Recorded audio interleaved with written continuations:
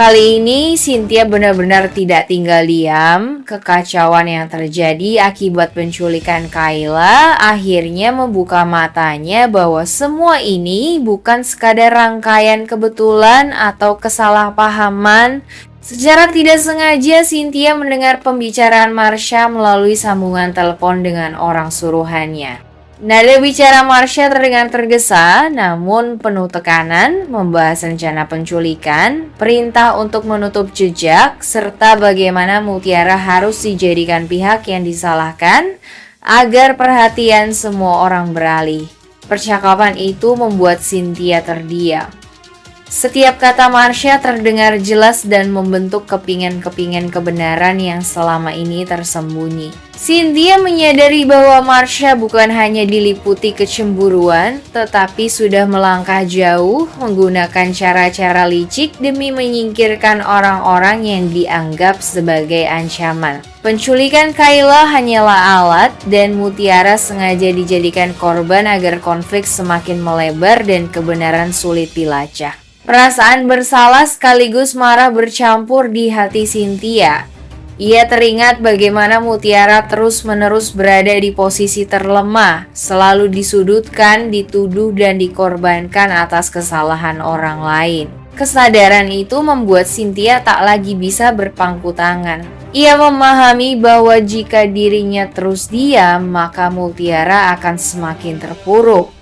Sementara Marsha dan pihak-pihak yang terlibat akan semakin leluasa bergerak. Sejak saat itu, sikap Cynthia berubah.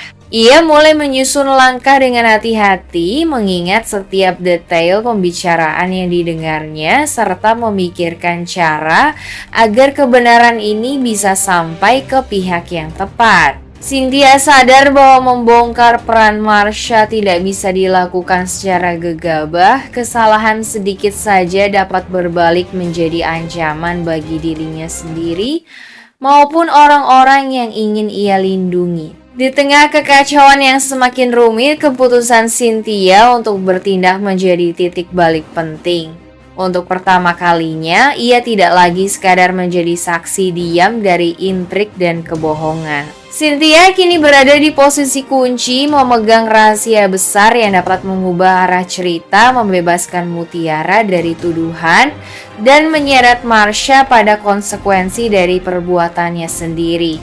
Gara-gara ulah Marsha, keadaan berubah menjadi mimpi buruk bagi Mutiara. Fitnah yang disusun rapi ditambah tuduhan Sandra yang tanpa ragu melaporkannya ke polisi membuat Mutiara harus merasakan dinginnya jeruji besi. Semua terjadi begitu cepat, seakan tidak ada ruang bagi Mutiara untuk membela diri.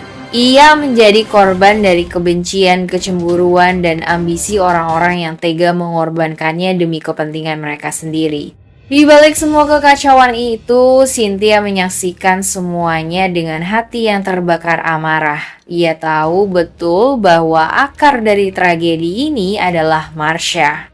Dari rencana penculikan Kayla, jebakan yang menyeret nama Mutiara, hingga upaya mengalihkan kesalahan kepada orang yang sama sekali tidak bersalah. Setiap langkah Marsha telah melewati batas dan kali ini dampaknya terlalu besar untuk diabaikan. Cynthia tidak lagi ragu. Ia menyadari bahwa jika Marsha dibiarkan bebas, akan selalu ada korban berikutnya. Mutiara hanyalah awal. Dengan tekad yang semakin kuat, Cynthia bersumpah dalam hati bahwa Marsha tidak boleh lolos begitu saja. Ia mulai memikirkan cara untuk mengungkap kebenaran, mengumpulkan potongan bukti, dan memastikan bahwa suara Mutiara yang selama ini dibungkam akhirnya bisa didengar. Bagi Cynthia, ini bukan lagi sekadar soal membongkar kejahatan Marsha, tetapi tentang menghentikan rantai kebohongan yang telah menghancurkan banyak kehidupan. Penjara yang kini menahan Mutiara menjadi pengingat pahit bahwa keadilan tidak akan datang dengan sendirinya. Seseorang harus berani memperjuangkannya. Dan kali ini Cynthia siap berada di garis depan menghadapi segala risiko demi menyeret Marsha pada akibat dari perbuatannya dan membebaskan Mutiara dari fitnah yang menyesakan itu. Rianti pun akhirnya tidak sanggup lagi hanya berdiam diri. Melihat Mutiara harus menanggung penderitaan yang begitu besar akibat fitnah, hatinya hancur. Tuduhan penculikan, pandangan sinis orang-orang, hingga kenyataan bahwa Mutiara harus berurusan langsung dengan polisi menjadi pukulan yang terlalu berat. Semua itu membuat Rianti sadar bahwa ia tidak bisa terus bersembunyi di balik ketakutan dan gengsinya sendiri. Dengan caranya sendiri, Rianti mulai bergerak untuk membantu Mutiara agar bisa bebas. Ia menggunakan pengaruh yang dimilikinya, mencari celah hukum, dan mencoba menelusuri kembali setiap kejadian yang berkaitan dengan penculikan Kayla.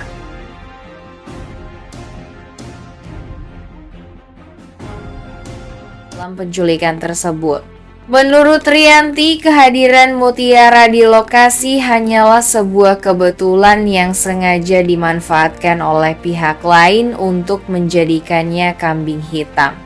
Rianti mengingatkan Kayla bahwa sejak awal rangkaian masalah ini bukan dimulai oleh Mutiara.